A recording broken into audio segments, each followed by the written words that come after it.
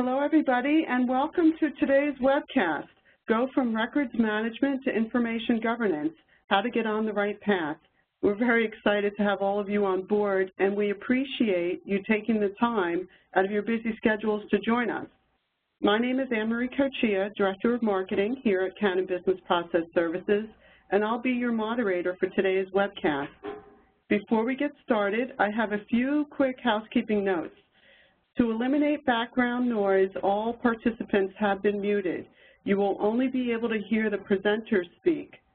If you'd like to ask us a question, you may do so at any time by clicking on the Q&A button in the WebEx dashboard on the right side of your screen. Type your question and click Send, and we'll try to address your question before the end of the webcast. Because we only have a limited time, we apologize in advance if we are unable to address your question online, but we'll be sure to follow up on any unanswered questions after the webcast.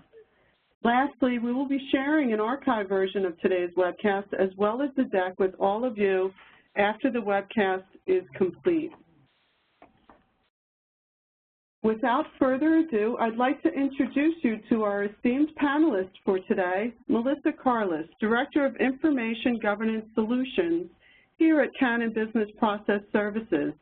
Melissa has been in the records industry over 15 years and works with companies to develop an information management strategy and program that meets business objectives and minimize risk.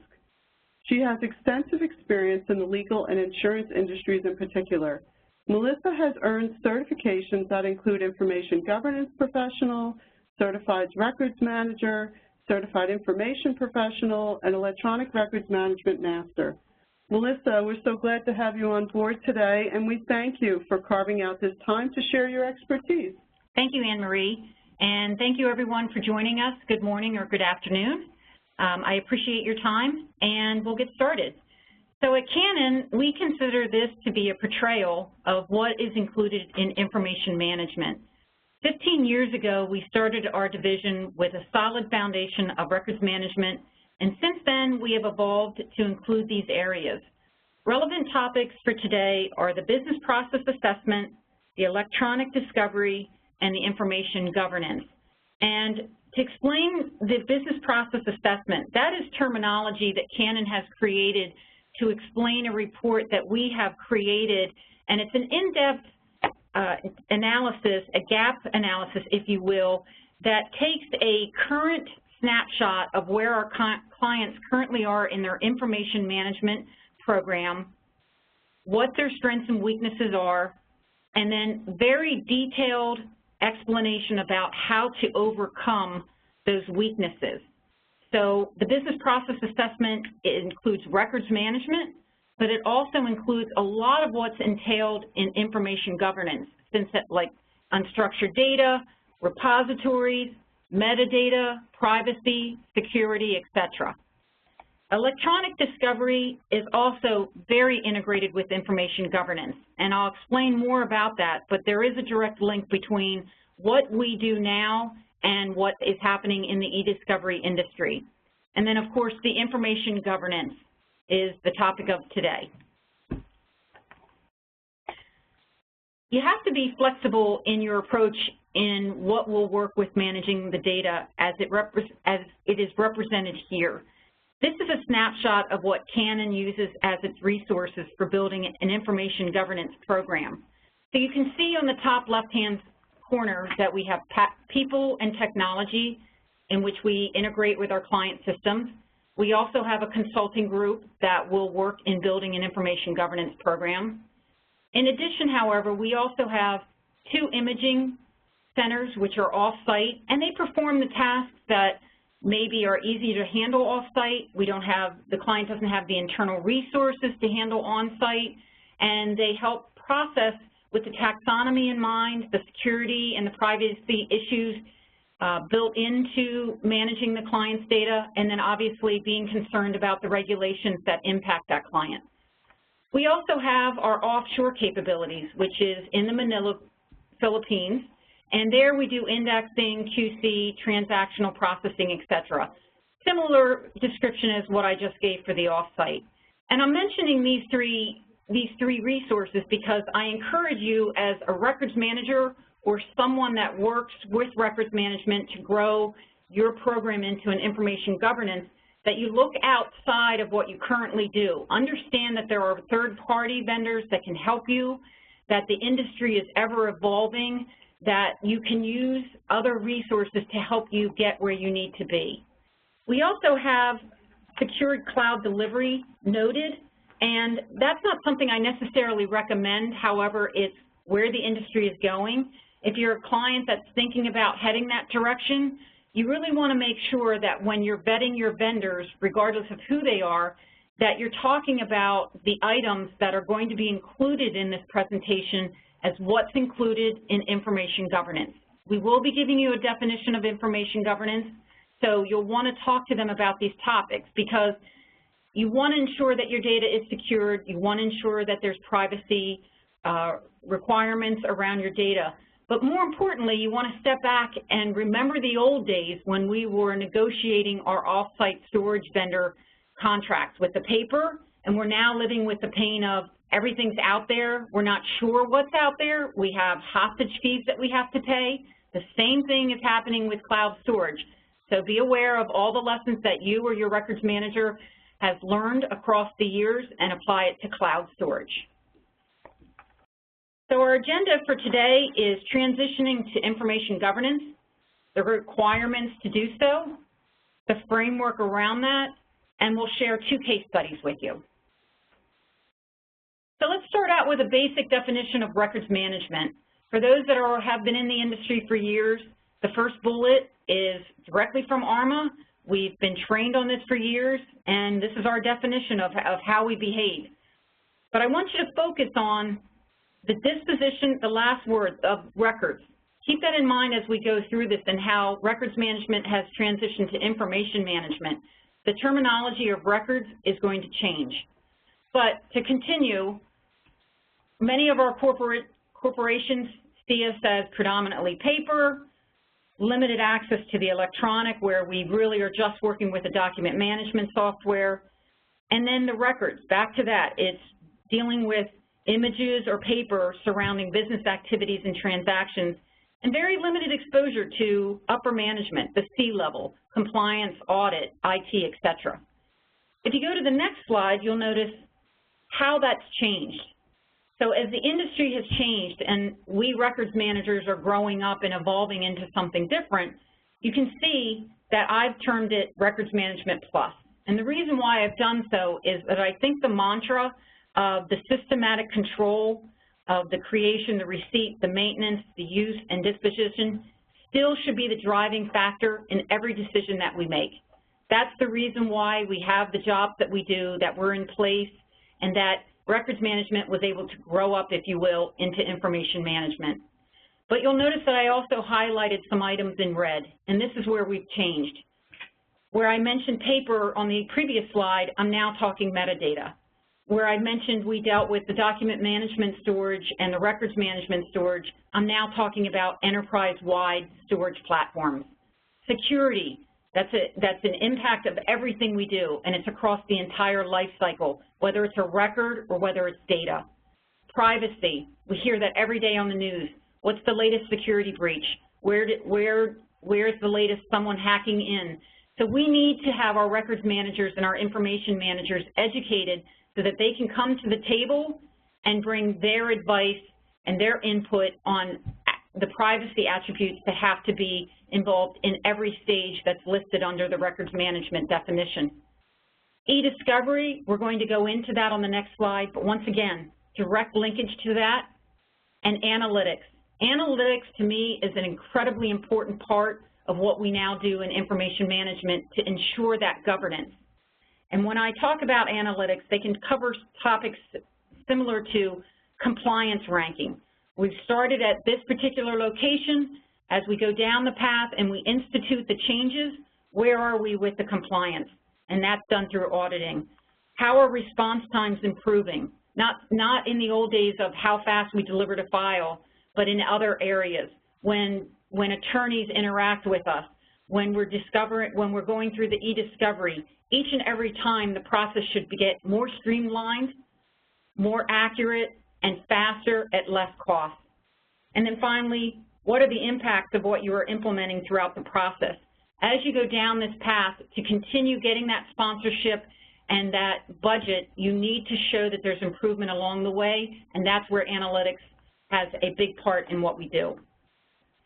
So a snapshot of what I've just said very quickly. You can see records management versus information governance, if you will. We're talking about across the enterprise. We're talking about classification, but not in the traditional sense of just taxonomy, but how it impacts security and privacy. Lifecycle management has been expanded to include information. And what I mean by information is, yes, we still go with the declared records, but we're dealing with unstructured data. We're dealing with business transactions that may stay in the same repository and never leave that, but they're still considered important. And metadata. Analytics, I just described, and the e-discovery integration, which we'll go over now.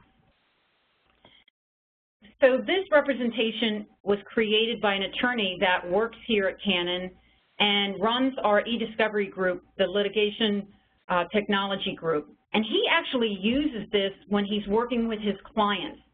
As you can see on the right side of this slide, it's all about records management. Yes, it has information management included, but the mantra that I mentioned earlier, the definition of basic records management, the foundation of our behavior, is listed here. And the reason why that attorney created this is 75% of the cost of involving a vendor like Canon or outside counsel is spent on identifying what data needs to be culled through and what needs to be collected in order to review. And if you're talking about an attorney that costs anywhere from $300 to $500 an hour, yet you have an information manager on site, here's your direct ROI. Here's where you need your information management and governance program to be in place to control those costs. So we encourage you that your information manager has a knowledge of all repositories in place, that they've done that business process assessment that we mentioned earlier so that they've mapped out how the information flows through the company, where it's housed, all the version controls that are in existence because of the numerous repositories in place, and then they can be the point person for when outside counsel, for when e-discovery vendors come in-house and work with your information manager because they're identifying, they're collecting the data and saying, this is what you need to search through, this is what you need to review. And then how they're linked, you'll see the overlap of that hold. The hold is extremely important to both the information manager and the e-discovery/attorneys. We have clients that have up to 300 repositories that they've identified thus far.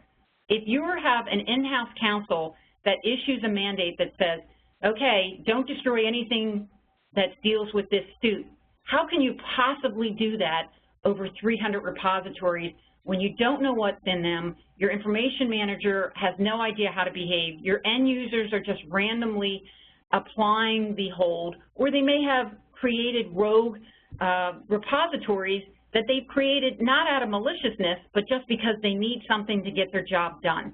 That's where your information manager comes in and has a direct impact on costs.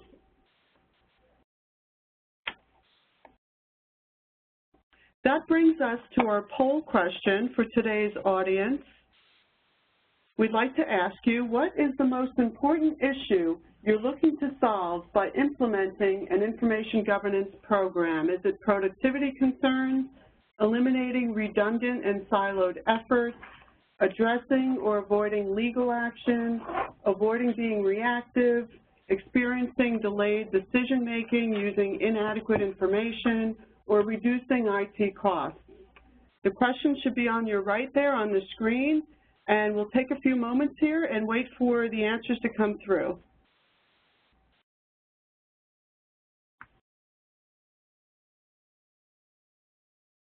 We're watching quite a few folks here respond.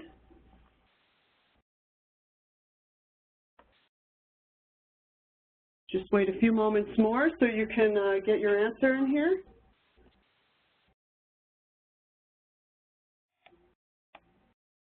Okay, 1 or 2 moments more.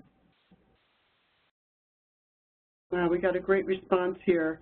Thank you so very much for your answers. It looks like we have 27% is around eliminating redundant and siloed efforts. So Melissa, what do you think of that? Are you surprised by that answer? Actually, I'm not, and I'll tell you why. That's a great segue. I couldn't have set this up any better.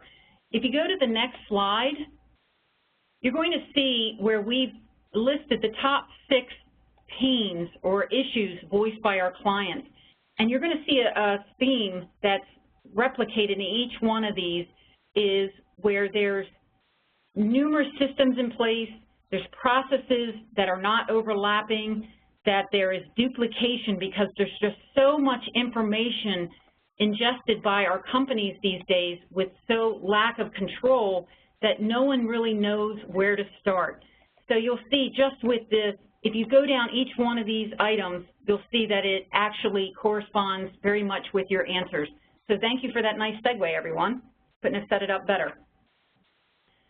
So the symptoms of an immature information management program. We use this as a checklist, if you will, with our clients, saying, where are you when it comes to your information management system?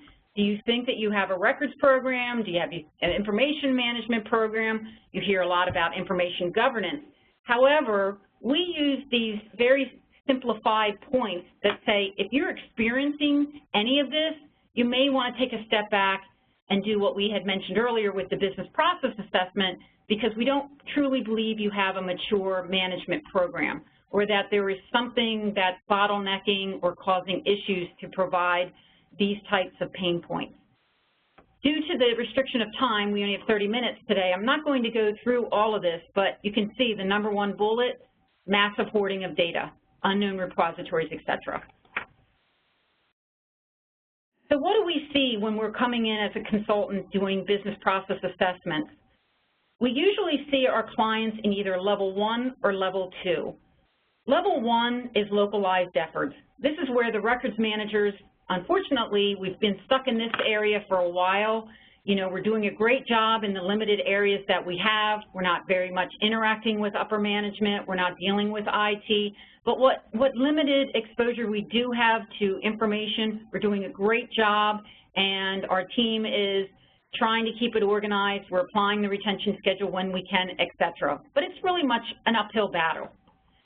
Level 2, organizational awareness, happens when a disaster occurs. And when I say disaster, I don't necessarily mean a flood or a hurricane. It can simply be our systems went down for 24 hours. We weren't able to service our clients. We were hacked. We had a security breach, etc. Then some things start to go into motion. And they say, you know what the records manager has been telling me for years, maybe I should have listened. Maybe I should have given him or her the resources. But a lot of times our clients are reaching out to us because they get stuck there.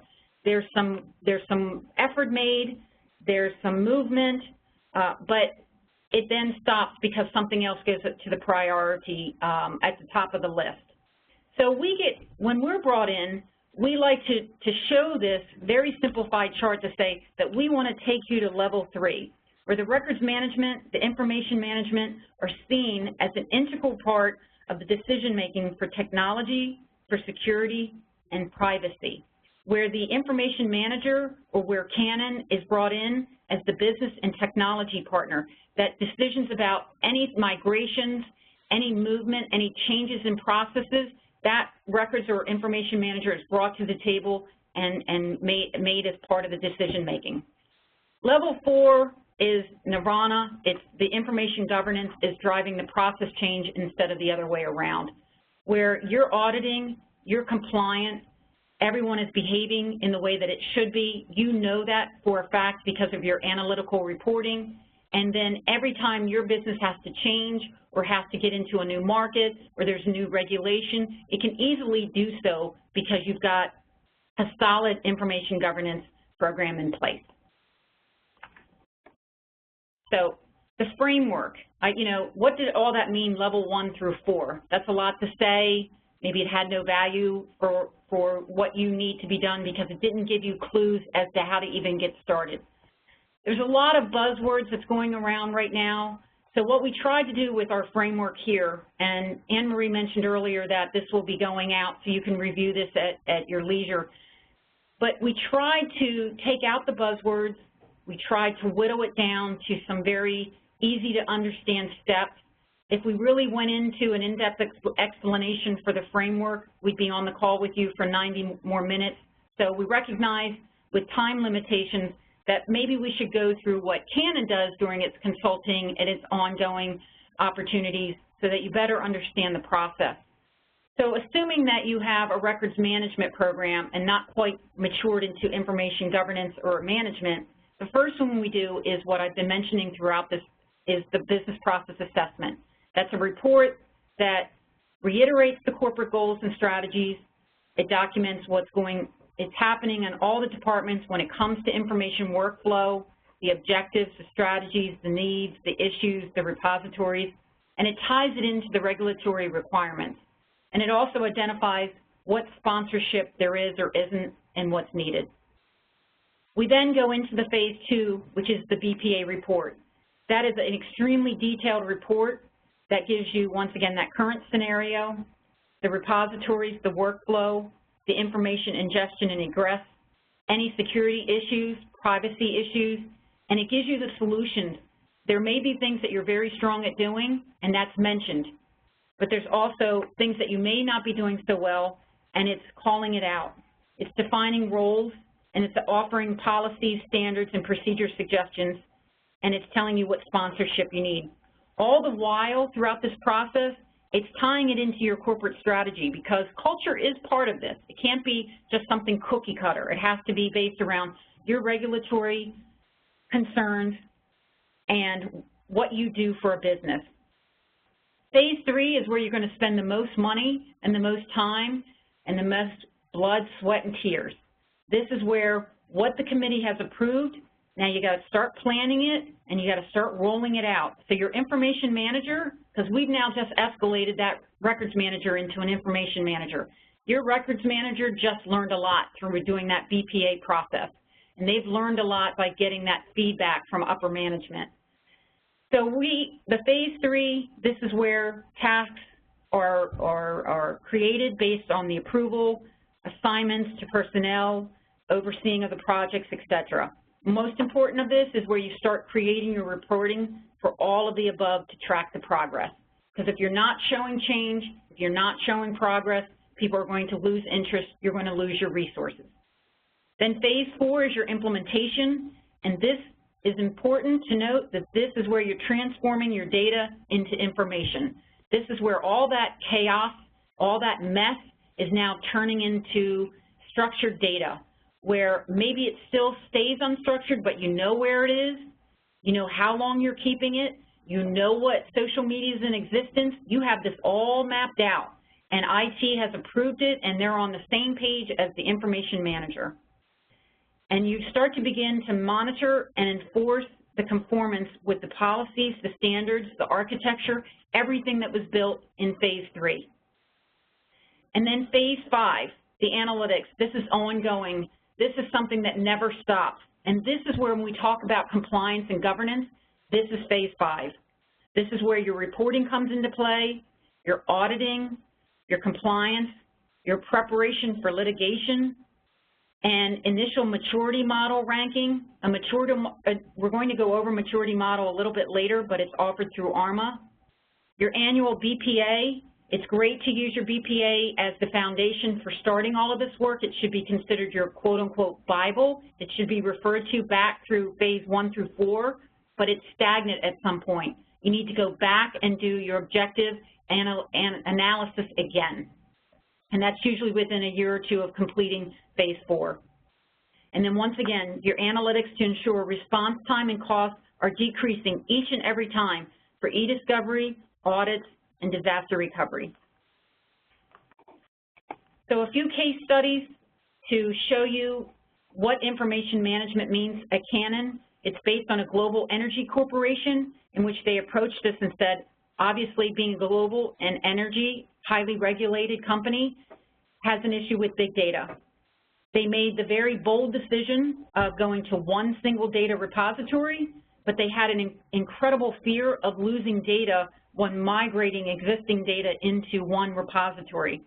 So what our solution was to work with them in doing all of this is to provide records management subject matter experts to drive the design with the emphasis on information management. In the past, when electronic content management technology was put into place, it was dependent on the vendor or it was dependent on IT. And even though we have a lot of respect for both of those parties and they do a great job, they sometimes forgot the records management portion of it.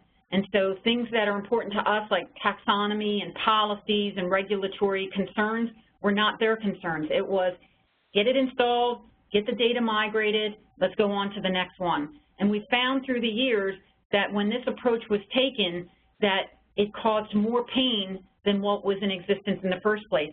And employees were going back to the initial repository to find things. They were going back to the paper because the data was simply migrated without cleaning it and without classifying it. So the result of all of this work of having information management subject matter experts driving this process was the mapping of the data location and the workflows and spending an incredible amount of time of cleaning that dirty data. For those that don't know what dirty data is, it could be numerous versions, duplications, incomplete information, information that has no relevance, information that's not considered to be record-worthy, etc. And then we took that data that was cleaned and we ran it into a sandbox environment to test it, to analyze it even further. And once again, that's sometimes missing from when other companies, vendors, IT are migrating data. They're not taking these first three steps. Once we pilot the information in that sandbox environment, we can reject it and we can start back with the first mapping and the cleansing. Skill set necessary for this.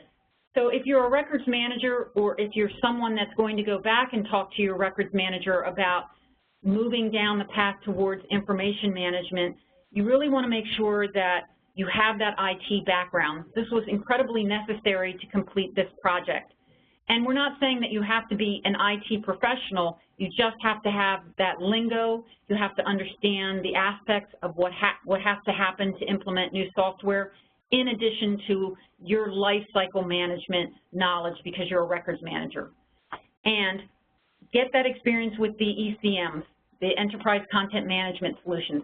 Vendors are very happy to give you a license to test the product for a few weeks, to ask your questions, to get very well versed in it. So if you're a non-records person and you're on the phone listening to this, make sure that these are skill sets that your records manager has and give him or her the resources to get them.